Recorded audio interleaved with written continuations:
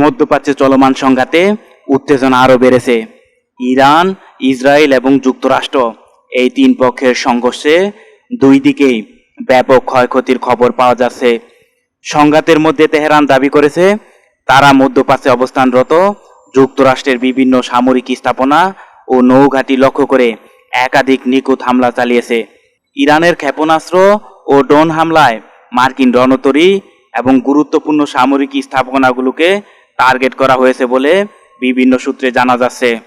তবে এখন বড় প্রশ্ন উঠেছে, ইরানের এত নিখুঁত হামলার পেছনে কার সহায়তা রয়েছে? বিভিন্ন গোয়েন্দা সূত্রের দাবি, ইরানকে যুক্তরাষ্ট্রের রণতরী, সামরিক ঘাঁটি এবং ইসরায়েলের গুরুত্বপূর্ণ অবস্থানগুলোর অবস্থান সম্পর্কে গুরুত্বপূর্ণ গোয়েন্দা তথ্য সরবরাহ করেছে রাশিয়া। এদিকে এই বিষয় নিয়ে তীব্র প্রতিক্রিয়া জানিয়েছে যুক্তরাষ্ট্র।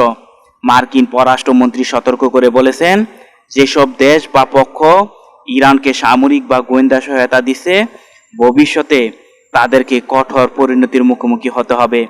বিশ্লেষকদের মতে, যদি সত্যি ইরান এই ধরনের আন্তর্জাতিক সহায়তা পেয়ে থাকে, তবে মধ্যপ্রাচ্যের এই সংঘাত আরও বড় আঞ্চলিক কিংবা বৈশ্বিক উত্তেজনায় রূপ নিতে পারে।